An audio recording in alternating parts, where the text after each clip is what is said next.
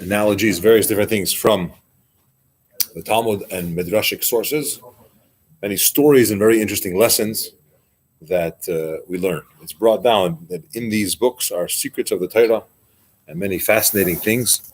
So I encourage you to subscribe to this channel, come often, share it, like it, and comment. Here we go. The Mishnah tells us that a Sanhedrin, there's two types of Sanhedrin. There's actually three. But there's the mitzvah that we have in the Torah that you have to have courts of law.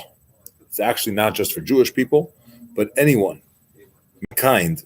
Part of the 7 Noahide laws is to have a system of judgment. It can't just be a jungle.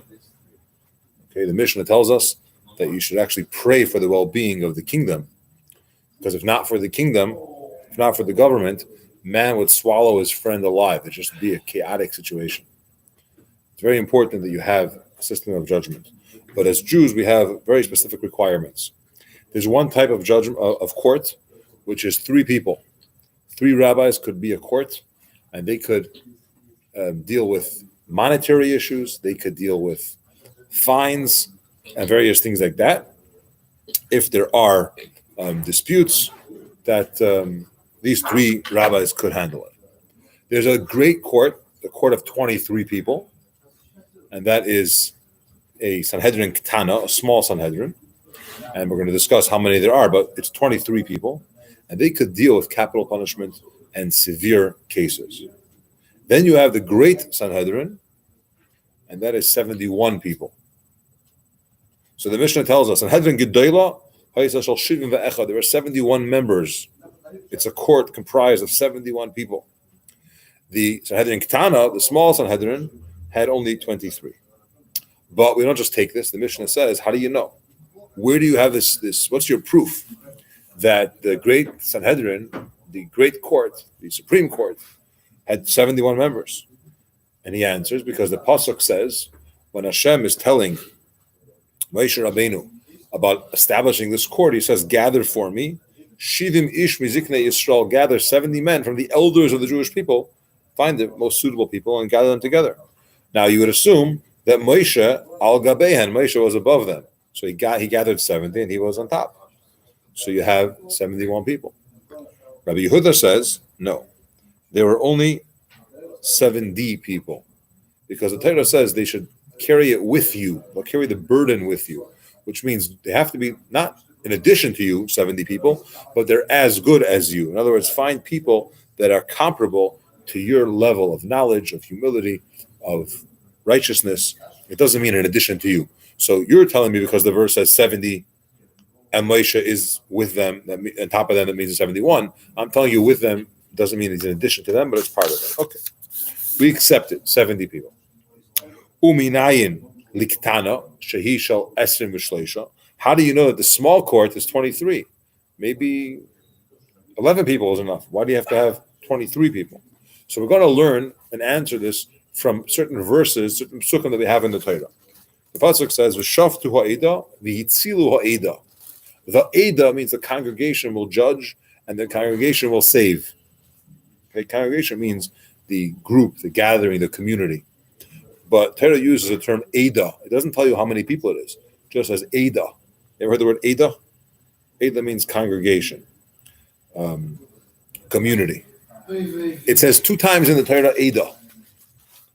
The Eda will judge, and the Eda, the community, the congregation, will save. So how do you know? So he says, well, that's Eda and Eda equals 20, right? Well, how do you know that Eda is 10? Who said Eda when it says congregation? It's 10. Maybe congregation is 5. Maybe the congregation is 100. Some people say a minyan is 11 in case one person doesn't show up. Right? You know the story. There's a village that had exactly 10 people, and they had a minyan every single day 3 times. Nobody missed. Rain or shine, feeling good, headaches, whatever it was, they never skipped.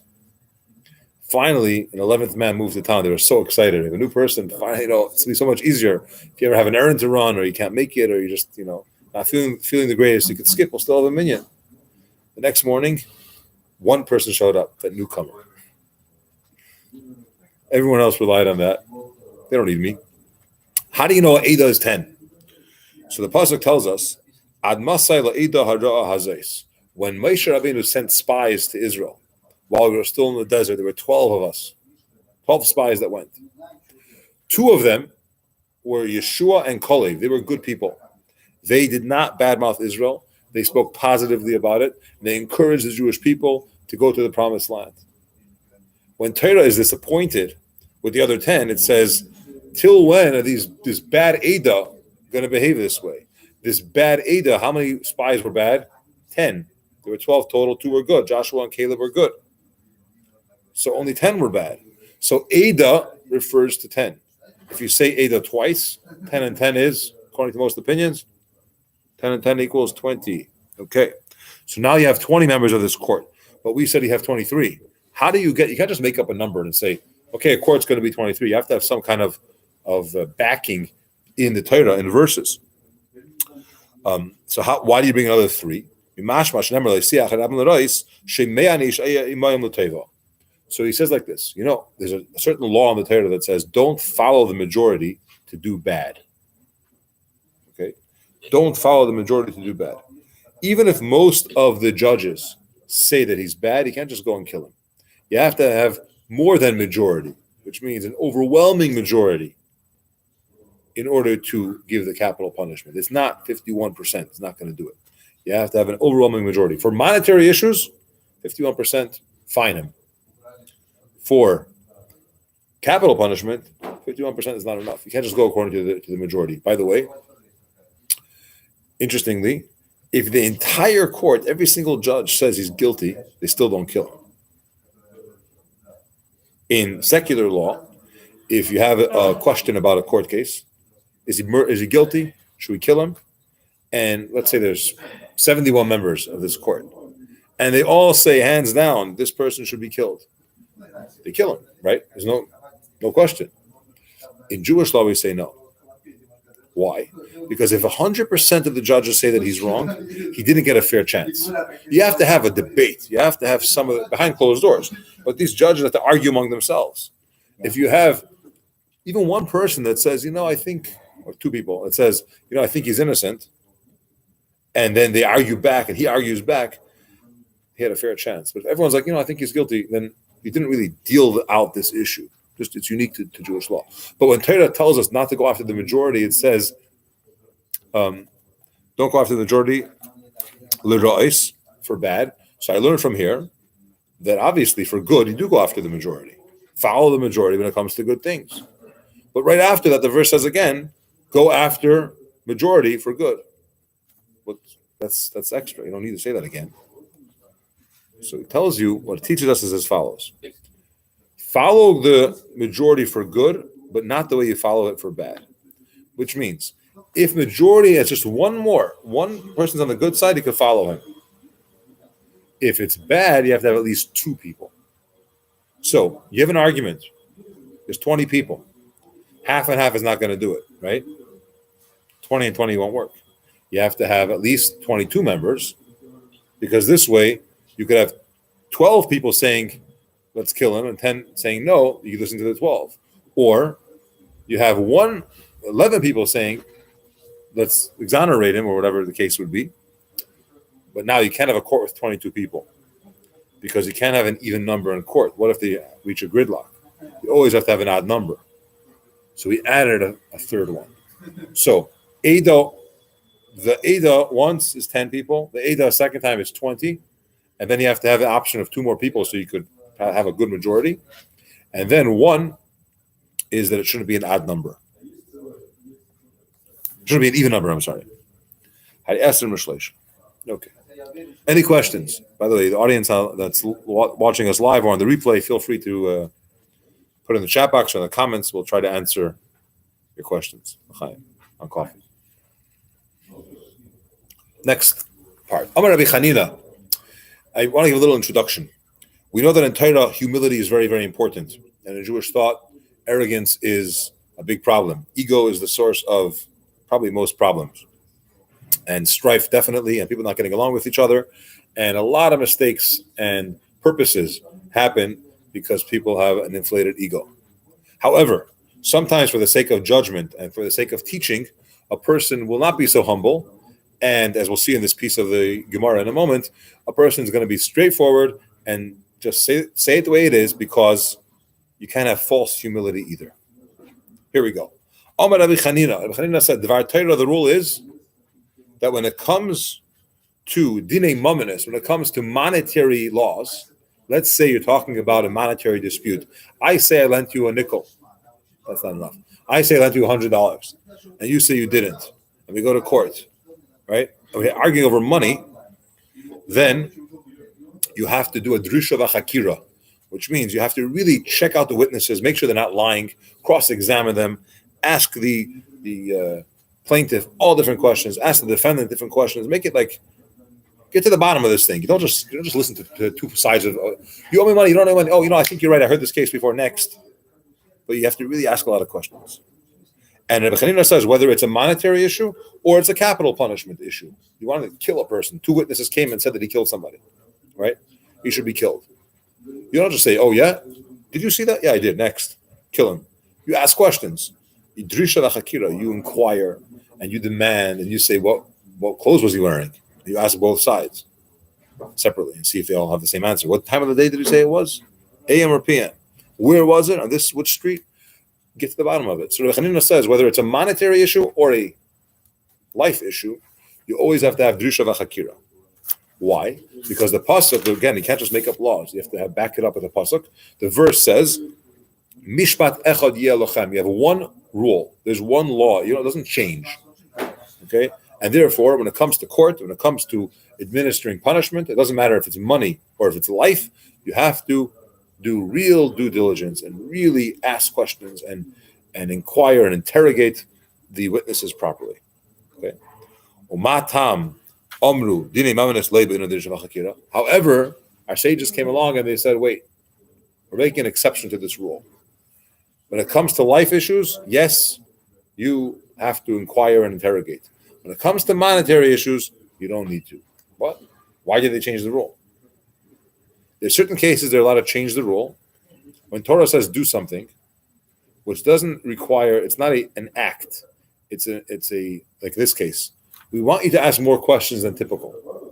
In such a case, our sages are able to come and say, we're not going to do this here. And the reason is, get this, in order that you shouldn't shut the door for borrowers, for lenders. For borrowers, rather. Okay. Imagine that we have a dispute about the money, right? And we go to court, and they start cross-examining the witnesses. I got witnesses. I got a document. I made sure this was done right. But now there's a question. Someone's denying it, and the court makes it so hard for me to prove my point. I'm not going to lend anyone any money, and then people that need money are not going to be able to borrow because they're going to say, witnesses, fine, but if you go to court and you deny it, then the court's not going to say, yeah, witnesses. They're going to cross-examine those witnesses. And they're going to cross-examine them really well. And with all the best intentions, they may not be able to prove it. So I'm not risking my money. So in order to protect the borrower, our sages said, when it comes to money, if the judges could trust them, and they assume, obviously, you have to have a document, you have to have witnesses, but you don't have to put them through the grinder and the ringer and really, really ask many, many questions, because or else nobody's going to do any monetary deals. And it's a mitzvah to lend money to someone that needs. And you don't want to stop the borrower from having the opportunity to borrow money. One of the greatest forms of tzedakah is lending money. And the reason is because having to take charity is not an easy thing. But when you borrow, it's a little bit easier. You're saving face because you're not taking the money. I'll pay you back. I just don't have it right now. Right? Number one. Number two is giving you the option that you could help the person avoid needing to take tzedakah, because you're getting him back on his feet. He borrows the money; he doesn't have to take it from you, and later, so you're helping him avoid becoming poor by lending him money for some period of time. And there's a famous story about two Hasidim that came to the Mitla Rabbi, I believe it was, and he said, "I see a great light, like some aura about you, above your head. Something spiritual is going on. Tell me what you guys do." And whatever, we don't do anything special. We're shopkeepers and whatever. What's your schedule? What do you do? Like, you really tried to get out of them. What's the information? Well, I wake up in the morning. I go to the mikvah. I learn. I daven. I do this. Whatever. I go to the shop, to my store. And then what? Well, we have this custom. I go across the street to my shopkeeper who's here with me, the other the other store, and I lend him a couple rubles. Okay. And then the next day he comes and he pays me back, and then I borrow from him. Every day we borrow and lend money. So why do you do that? He said, well, truth is, we once heard the Rebbe say that it's a big, big mitzvah to lend money and borrow, to lend money to people in need. Now, I don't need the money, nor does he. We both have successful stores. But just to do the mitzvah, I want to have the opportunity. So every morning I lend money, and then the next day he lends. I lend. He said you should know, even though you didn't need the money, but the act of lending to each other creates such a spiritual aura about you, and I see this spirituality. I see it. The Rebbe is preview to these levels of spirituality. But you see how important it is to lend money to somebody in need, and you see that Torah says, our sages say, we're going to decrease or make it a little bit easier to ascertain and prove that you actually borrowed the money, that people should readily do it. If you make it so hard to get your money back, no one's going to lend their money. They're going to think 10 times before they do it. Okay. Now, regarding this humility thing, Talmud Rabbanan, we learned in a brisa, when it comes to monetary disputes, how many people do you need? Right? We said for capital punishment, you need 23. At least. And Supreme Court is 71. If it's just you're arguing over a nickel, over a few dollars, how many people do you need to have in that court? Two partners got into a fight. Huh? 12. 3. Two partners got into a fight. And they say, let's go to court and figure this out. According to Torah, you're not allowed to go to secular courts. You have to go to the Jewish court and work it out, according to Jewish law. Unless one of the parties either is not Jewish, he's not going to follow the Jewish court, or he doesn't follow Jewish law. So there's certain exceptions, but for the most part, if two Jews have a dispute, they are supposed to go to a rabbinic court and figure it out according to Jewish law. These days, what the rabbinic court does, the CRC does this, if you want them to hear your case, you would have to sign what's called an arbitration agreement, where you both agree that whatever this rabbinic court that you're both willingly going to is going to say, you're going to follow. And that document is upheld in court. You can't not like the outcome and say, hey, no, forget it, I'm going to go to court. You can't stop me. This way, you sign a document that we agreed in advance that whatever this body of rabbis is going to say, whatever this Jewish court is going to say, we're going to follow, then it's actually upheld in court. Now, so we just learned in the Brisa that Dinei Mamonos is with 3 people. Monetary disputes is 3 people. But now they're making an exception. They're saying like this: if he's an expert and people know that this rabbi is very known, he knows the rules, and he hasn't made mistakes in monetary issues for a long time, he has a track record, that he does a good job, he knows his stuff, then even one rabbi is allowed to act as judge for a monetary issue. Obviously, capital punishment you can't. But if 2 partners want to get together and say, let's go to the rabbi and figure out what does Jewish law say, who's right, who's wrong, he does not have to say, let me get 2 other rabbis, we're going to sit down and make a court. But even one rabbi, if he's an expert, he could rule and deal with monetary issues on his own. Omar Rav Nachman. So Rav Nachman says, guess what he said? You want to know an example of who's really good? Kigoin Anno. He says, for example, me. Now, it doesn't sound too humble, right? But he was trying to explain and drive a point home. He was a very famous rabbi. He dealt with a lot of cases. People came to him for advice and to consult. And he said, for someone like me, again, to teach, he wasn't egotistic. He just wanted to prove the point. I could judge monetary disputes alone. I don't need 2 other rabbis with me. He wasn't the only one, this Rabbi Nachman. Rabbi Chia said the same thing. I'm also a person that could judge monetary issues on my own. However, commentaries tell us, although they said this, they themselves never did it. They said, technically, according to Jewish law, I can, but there's a Mishnah on Pirkei Avos, Ethics of Our Fathers, that we learn now between Pesach and Shavuos, that teaches a person should never be a singular judge. Even though technically you may be allowed to in certain cases, like if you're very famous and you're very a great expert, you still shouldn't do it. Why, says the Mishnah? Because there's only one single judge, and that's Hashem. No one can do it on their own. You're allowed to, but it's not a good idea.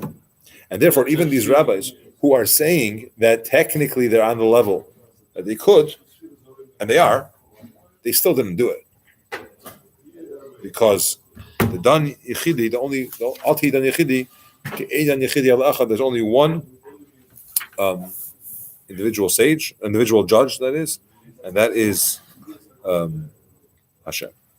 We're going to get ready for Maariv. Thanks for joining. And tomorrow we will, not tomorrow, but the next week we'll continue.